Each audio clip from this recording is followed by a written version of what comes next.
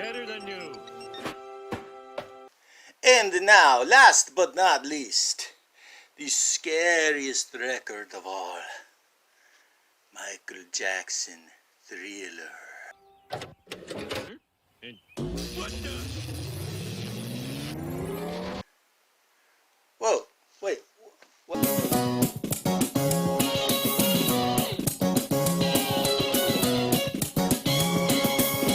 This is indeed a disturbing universe. Hello, greetings, and welcome. Welcome to the Stereo 999 YouTube channel. I am your host, the artist formerly known as Stereo Steve. And, yeah, I haven't made a video in a while, and, flipping through my stuff, I was going to just talk about a few things I've been listening to this past month. And I realized I actually got a pretty hefty stack, so I can, this will hopefully not be too boring for you. So this is what I've been listening to in the weeks since I made my last video. I'll start with some compact discs. This is UF Off, the Best of the Orb, and it's not your standard greatest hits. There's like different mixes, and it's all blended together. It flows like one of their albums. And especially the second disc of remixes, it's just good to chill out and drift off to. And that 90s electronica, that's good stuff. That's good stuff. Here's one, Six Organs of Admittance, aka Ben Chasney, and this is his second album from 2000, and their later stuff got a little more heavy, but this has got a lot of acoustic guitar and percussion, and it's kind of contemplative. It's really good. And I've been thinking about how it's 2000 this came out, and now it's 2022, and I'm thinking about back in the 80s, obsessing over 60s music and how distant and mysterious that seemed. But this is the same amount of time between now and then, and this is just still feels like something new. I guess because I was there, because I saw him play. But yeah, this is worth getting. Speaking of stuff from the past, this is Hold Your Fire by Rush from 1987. A lot of fans will say this is one of their lesser works because it's the 80s. They're not doing the high concept prog rock they were doing 10 years prior. It's 3-minute songs because they wanted to get played on the radio, and there's more keyboards, and to be full disclosure, I probably would not have even bothered with this back then. In 1987, I was on a very strict diet of punk and 60s garage rock and indie stuff like REM and the Replacements, and I would have seen Rush as something I listened to when I was a kid. And also, I was in a band with a very sloppy drummer, and hearing Neil Peart would have just pissed me off. But it was last year, the song Time Stands Still was coming up on my streaming, and that's just a good song. Nice background vocals from Amy Mann, really catchy, and that's why I picked this up. This is Think Tank by Blur from 2003, I think, maybe 2004.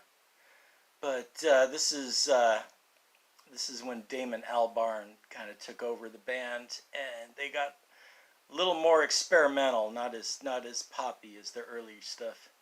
And this has a weird thing where there's like a hidden track that you rewind back from the first track, and there's like a track 0 that's kind of a hidden track. That was just weird. I wonder if any other CDs I have have that trick, or whether it even, whether it even works on every machine. But this is pretty cool. I mean, if you like gorillas, I mean, yeah, this is worth checking out. Also from around the same time, Greg Osby, jazz artist, sax player on the Blue Note label. Real nice stuff. And I don't know if you can see, but he's sitting on a vintage 60s Star Trek chair. And my bro has one of those chairs. So if you're watching, there, I took the plastic thing off so you can see it better. There we go. The best of Brian Auger and the Oblivion Express. Kind of terrible artwork. It's on RCA. And he is an English organ player. Did some jazz funk kind of stuff. And it's one of the great what ifs was when Jimi Hendrix was putting together the Experience. He asked Brian Auger to be the keyboard player, and he said, "I got my own band. I can't quit my own band to be in another band." Okay, so now it is November 27th of 2022, which means that it would be James Hendrix's 80th birthday. And I'm a fan. I got this many records by him. But this many were released while he was alive. Know what I'm saying? Good covers of Freedom Jazz Dance and Listen Here by Eddie Harris. Just really groovy. And he also does Marvin Gaye's Inner City Blues. The mighty White Hills. One of my favorite trippy stoner rock bands. This is Revenge of Heads on Fire. This just came out. As you can see by the sticker, it's the midnight black vinyl version. A swirly colored vinyl copy did not fall into my lap, so this is what I got. And Heads on Fire was an album, I think 2010 or 2011 maybe, probably one of my favorite albums by them. And they found all the multi-tracks that they thought were lost and expanded it to a double album with some more stuff. So this is an expanded version of that. That's why it's called The Revenge of Heads on Fire.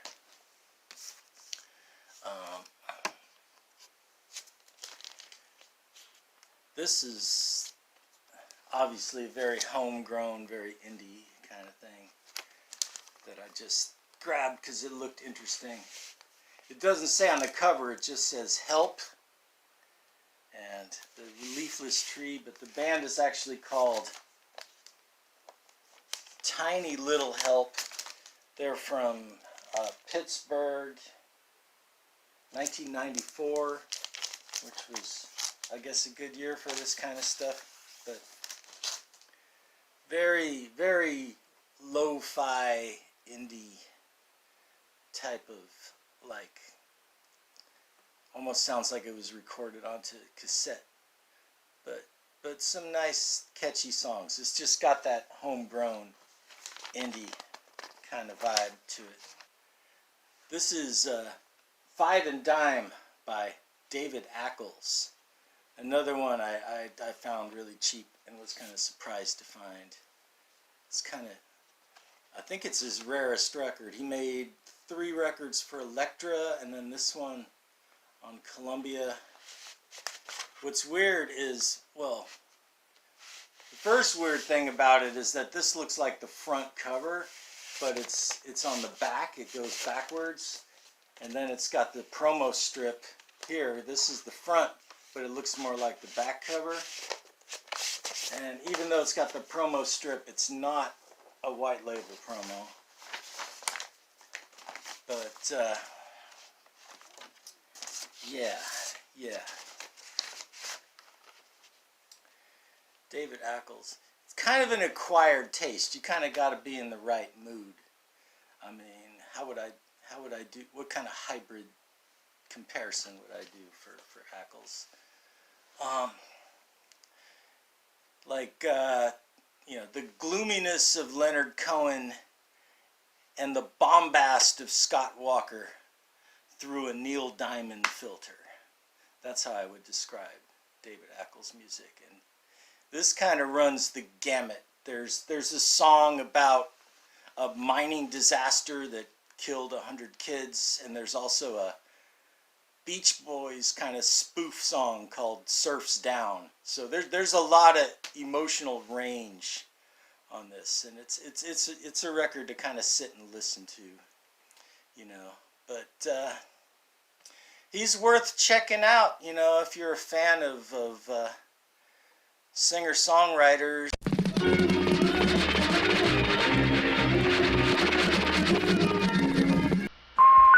911 is not a working number for your area. For emergencies, hang up a moment and dial your operator.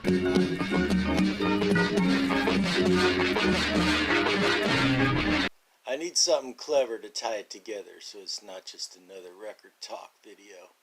And I don't know what that's going to be just yet. I mean, it's probably just some more guitar.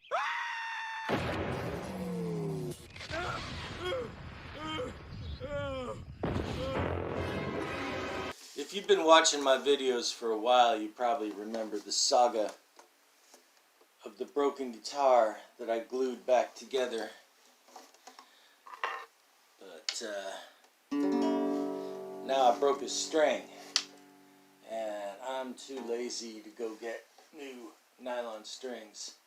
So what I'm going to do is capo on the 5th fret. Just use these 4 strings, and I got a ukulele.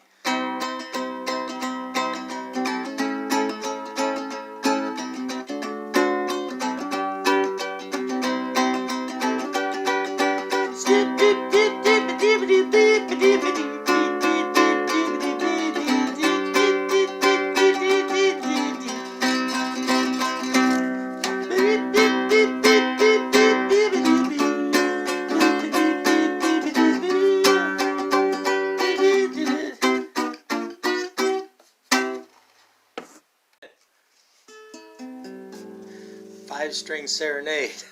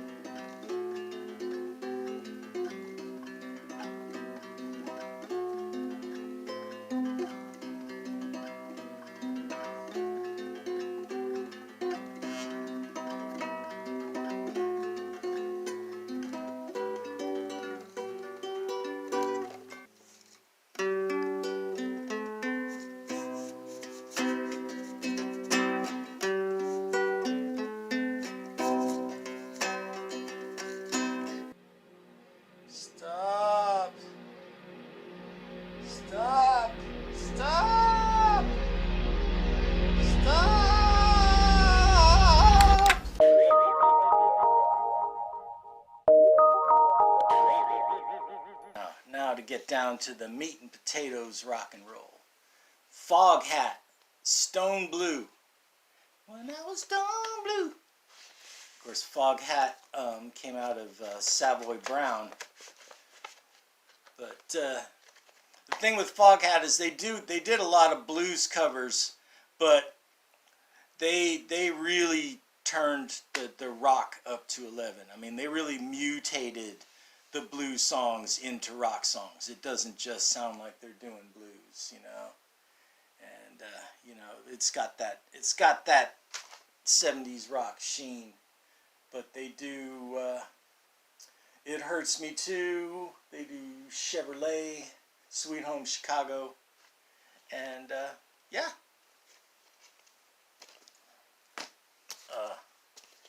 Eskimo. I think they were from the Bay Area. Kind of quirky, Captain Beefheart influenced kind of indie band. And if you like that kind of quirky stuff, according to Rate Your Music, this record is pretty rare, but it was cheap and I grabbed it. And maybe I saw them back then. I think maybe I saw them back then, or maybe I heard them on like the Germ show on KUSF. But yeah, it was ringing a lot of bells and I grabbed it, and I'm glad I did. This is another one that always turns up in bargain bins, and it's a pretty interesting record. This is Peter C. Johnson. I guess it's from 1978 or 1979, and sometimes they list the album as unique as the title, but I think it's just the hype sticker saying, hey, this guy is unique. And it talks about how he recorded the album in a home studio, piece by piece. And I could see why this wasn't big, because he doesn't really fit into what was going on around that time. It's not punk, it's not disco, it's not new wave, it's not corporate rock. It's just, it's this kind of one-man band with synths and drum machines, and he kind of sings like a very heavily sedated Bob Dylan. But there's some good catchy songs, and there's some really tasty guitar solos by Nils Lofgren on this record. And I don't think this thing sold at all, because every copy of this I've ever seen has been a white label promo. And it's not on streaming, so you gotta just, you know, get it if you find it.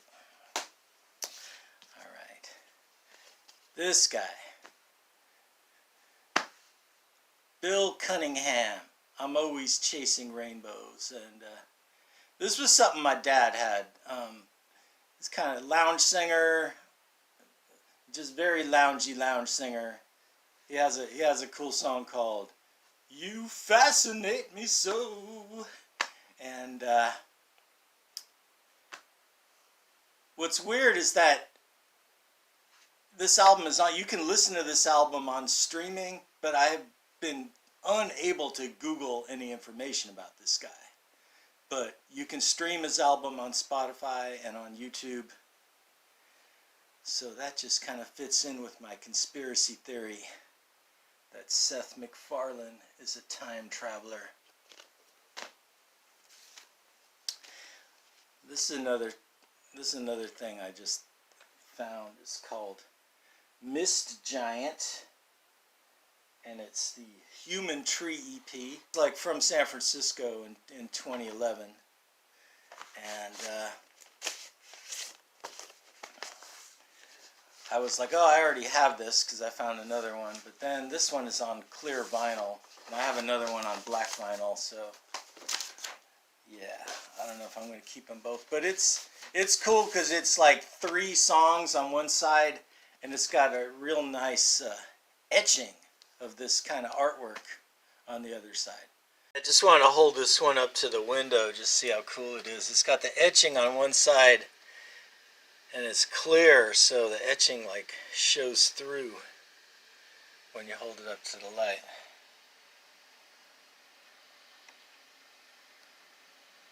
So it's kind of a vinyl piece of art.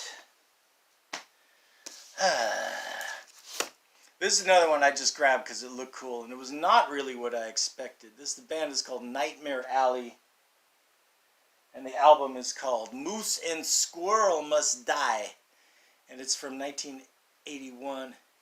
And it looks really punky, but the music is not really punky. It's kind of bluesy, kind of laid back, and there's a couple of kind of catchy rock songs. It's like a bar band, but I'm keeping it. It's a pretty neat record. Moose and Squirrel Must Die. All right. This is a 60s psych record. This plays. It's like VG. It's not like Mint or anything. And I guess based on Discogs, it's not as rare as I thought it was. But you know, I had a reissue of this years ago that I got rid of because it sounded like it was bootlegged off a worse copy than this. And this is at least an original copy. There's a song I really like called Jelly Gas Flame, Morning Glory.